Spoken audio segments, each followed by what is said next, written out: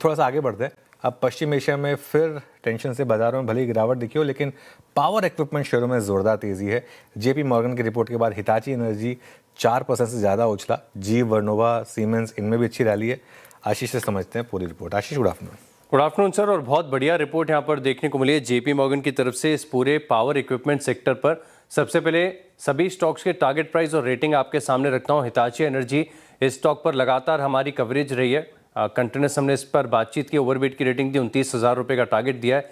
जीवीटीएनडी यहाँ पर आप देखें तो ओवरवेट की रेटिंग के साथ 4,300, और वैसे भी स्टॉक बहुत ज़्यादा आउट परफॉर्मिंग रहा है।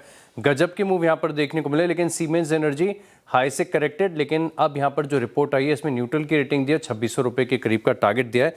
अब इससे समझिए, ये कह रहे हैं कि ये जो इक्विपमेंट बनाने वाली कंपनी है ये एक बड़ी अपसाइकिल की तरफ आगे बढ़ते जा रहे हैं। कारण ये है कि भारत में एक तो रिन्यूएबल एनर्जी के जो प्रोजेक्ट्स हैं इनमें काफ़ी बड़ी तेज़ी देखने को मिल रही है, और क्योंकि रिन्यूएबल एनर्जी का विस्तार हो रहा है, लगातार जो कैपेसिटी है वो बढ़ती जा रही है, तो आपको जो ग्रिड इंफ्रास्ट्रक्चर है वो भी अपग्रेड करना पड़ेगा। तो ऐसे में जब भारत में ग्रिड इंफ्रास्ट्रक्चर अपग्रेड होगा तो इन कंपनीज को बड़े ऑर्डर यहाँ पर देखने को मिल सकते हैं। और इन्हीं ऑर्डर बैकलॉग और आगे के ऑर्डर विंस के चलते बता रहे हैं कि अगले 3 से 4 साल में रेवेन्यू विजिबिलिटी बहुत बढ़िया यहाँ पर देखने को मिल रही है।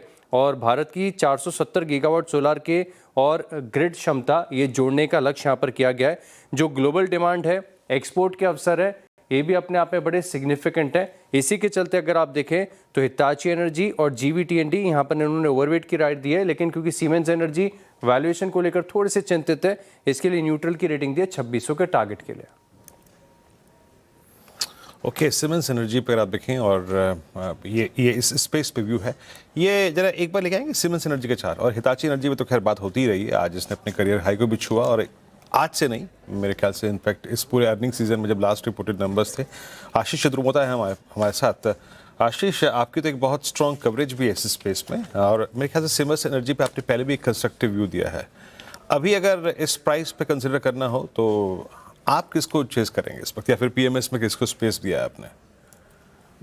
तो ये पूरा जो ट्रांसमिशन का जो स्पेस है वो काफ़ी प्रॉमिसिंग है वीरू। और हमने देखा है कि एचवीडीसी जो हम सेगमेंट को ट्रैक कर रहे हैं उसके अंदर में 2 कंपनियां अग्रसर है, काफ़ी अच्छी काम कर रही है। पहली है जीई वर्नोवा और दूसरी है पावर इंडिया, जिसको हम हिताची एनर्जी के नाम से भी जानते हैं। और ये दोनों ही कंपनीज की जो ऑर्डर बुक है वो बहुत स्ट्रॉन्ग रेवेन्यू विजिबिलिटी आने वाले एटलीस्ट 2028 तक की रेवेन्यू विजिबिलिटी क्लियरली यहाँ पर नजर आ रही है। और जिस तरह से डेटा सेंटर्स में आगे जाके पावर का जो रिक्वायरमेंट बढ़ेगा, तो हमें अल्टीमेटली चाहे रिन्यूएबल एनर्जी से हम कितना भी प्रोड्यूस करें, पर इसको सही समय पे स्टोरेज करना और सही तरह से इसको एनर्जी को ट्रांसफर करना, ये एक बहुत क्रिटिकल पार्ट होगा। और इसी के चलते हमें लगता है कि जीई वर्नो और हिताची एनर्जी, ये दोनों ही कंपनियां बहुत ही बढ़िया यहाँ पर पे काम कर सकती है करंट लेवल्स पे। हालांकि हमें लगता है कि जीई वर्नोवा ज्यादा अच्छा रिस्क रिवॉर्ड इस समय पर दे रहा है, क्योंकि इसके अंदर में भी एक तेजी के बाद एक डिप आई और ये डिप अच्छी अपॉर्चुनिटी क्रिएट कर रहा है। और हमारा मानना है कि ये 5,000 रुपए तक की अपसाइड